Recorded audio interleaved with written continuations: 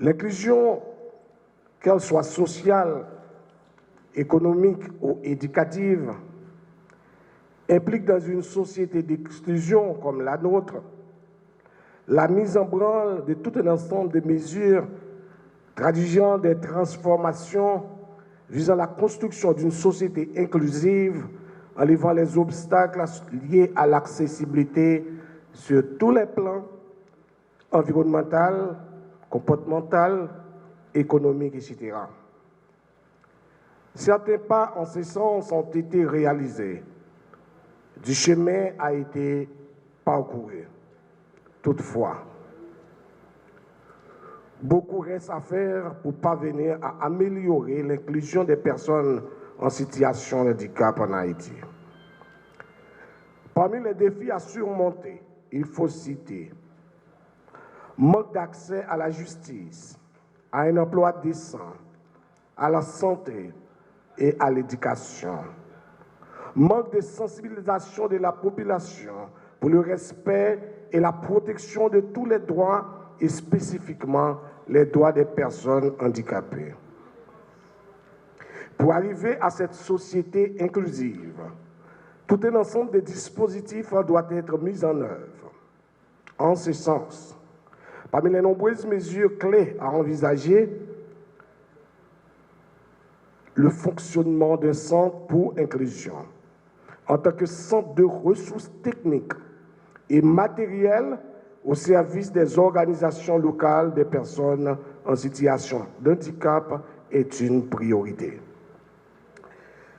Ce dispositif intervient dans des activités de renforcement des capacités au profit des associations partenaires dont je profite de l'occasion pour saluer leur engagement manifeste pour la promotion et la défense des droits des personnes handicapées et par des activités de plaidoyer, de sensibilisation et d'appui pour les personnes handicapées et des activités de plaidoyer possibles pour le développement des activités génératrices de revenus et une action stratégique pour le BCF. Mesdames, Messieurs, c'est donc pour moi une occasion particulière, un excellent prétexte pour vous accueillir tous et toutes ici aujourd'hui dans le cadre de cette double activité visant la célébration de la journée caribéenne des aveugles 31 mai autour de ce thème, les nouvelles technologies au service de l'éducation inclusive et adaptée d'une part. Cette célébration qui se veut être une contribution à l'évolution de la lutte en faveur de la pleine participation des personnes handicapées et la réouverture du Centre national pour inclusion d'autre part. Ce prétexte s'explique notamment par le fait que, premièrement, les outils numériques contribuent de formidables alliés pour réduire les barrières à l'apprentissage. Ils peuvent contribuer à rendre l'apprentissage accessible à tous les étudiants, quels que soient leurs besoins particuliers, et à soutenir leur autonomie dans le cadre d'une pratique pédagogique inclusive. Deuxièmement, les personnes vivant avec une déficience visuelle, qu'elles soient non-voyantes ou malvoyantes, font face à de nombreux défis quant à leur pleine et effective participation à la vie sociale, de surcroît à leur inclusion. Les non-voyants ainsi que les malvoyants vivent une dure réalité existentielle dans le pays. Mesdames, Messieurs, circuler dans les rues de la zone métropolitaine est un acte héroïque pour un non-voyant avec des égouts à ciel ouvert, l'indifférence ou parfois même l'intransigeance de la population, spécifiquement l'intransigeance des passagers. En effet, Les inconvénients socio-économiques causés par la déficience visuelle sur le quotidien de la personne de la société haïtienne, que la déficience soit innée ou acquise, sont très lourds de conséquences négatives pour les non-voyants. L'amélioration des conditions matérielles des personnes handicapées, spécifiquement les non-voyants, fait déjà l'objet de plusieurs documents juridiques, dont la loi du 13 mars 2012 portant sur l'intégration des personnes handicapées et la ratification de la Convention des Nations Unies relative aux droits des personnes handicapées et la Convention interaméricaine pour l'élimination de toute forme de discrimination basée sur le handicap. Ce sont des avancées, mais il s'agit d'avancées légales qui n'ont pas eu de grand effet dans la vie quotidienne des personnes handicapées, spécifiquement les non-voyants. Ainsi, le mouvement de réouverture du Centre pour l'inclusion témoigne de la volonté du gouvernement haïtien et ses partenaires de garantir aux personnes handicapées l'exercice de tous leurs droits humains. Pour rehausser l'éclat de cette réouverture, nous tenons à présenter les jeunes mémorants d'handicap visuel et auditif qui sont assis juste à ma droite. Et je vous demande de vous lever, les mémorants. Les mémorants. Ils sont des mémorants, ce sont des personnes. Alors, il y a certains qui ont un handicap auditif, ok. Ce sont des jeunes et non-voyants, mais qui ont déjà bouclé leur cycle universitaire et ils sont là, bien sûr, comme les premiers bénéficiaires du centre d'inclusion dans leur préparation de mémoire de sortie. Merci, vous pouvez vous asseoir.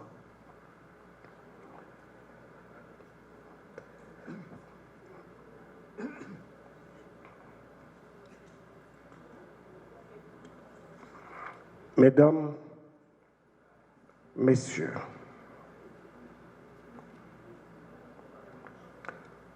pour finir, je vais vous raconter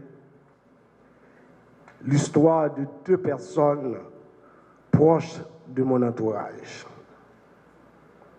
Pour préserver leur identité, je ferai usage de pseudonymes. Natacha est née aveugle dans un petit village et d'une famille très pauvre. Le quotidien de Natacha est que chaque matin, un membre de la famille la met dans la cour où elle passe sa journée assise à observer la vie comme si elle n'en fait pas partie. Pas un jour à l'école, aucun plan d'avenir, comme si elle n'existait pas. D'ailleurs, très peu connaissaient son nom, parce qu'on l'appelait aveugle, petite femme GPT, y compris ses parents. Elle n'avait même pas une identité. Ça, c'est le cas de Natacha. D'un autre côté, il y a Hervé, qui est devenu aveugle à l'âge de 5 ans. Son père est un médecin de la capitale. Rapidement, Hervé est inscrit à l'école de Saint-Vincent, l'unique dans le domaine, et a pris un tuteur pour l'aider. N'étant pas totalement satisfait de l'avenir de Hervé, son père le fait rentrer aux États-Unis. Hervé continue ses éducations pour devenir un professionnel accompli. Il a eu accès à plein de services, incluant un chien professionnellement entraîné comme un chien de service pour l'accompagner dans ses courses.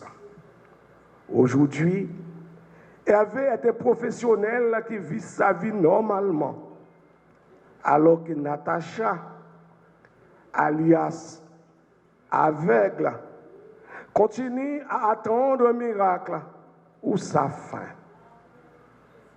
Mesdames, Messieurs, voilà l'histoire de deux individus avec le même handicap, mais un parcours diamétralement différent, opposés. En tant que responsable de la gouvernance d'un pays, avec toutes les autorités que nous sommes investis,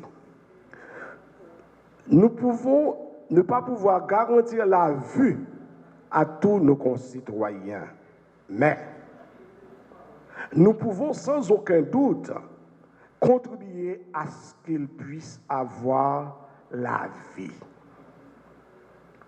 L'accès à une éducation inclusive et de qualité doit piloter le ministère de l'Éducation nationale et de la formation professionnelle.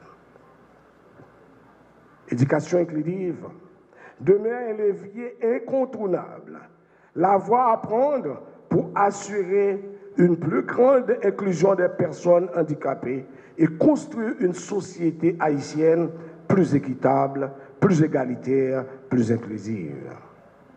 Par ailleurs, c'est un impératif également d'envisager des mesures générales et sociales pour faciliter la libre circulation des non-voyants, l'accès aux services de santé et d'autres services de base.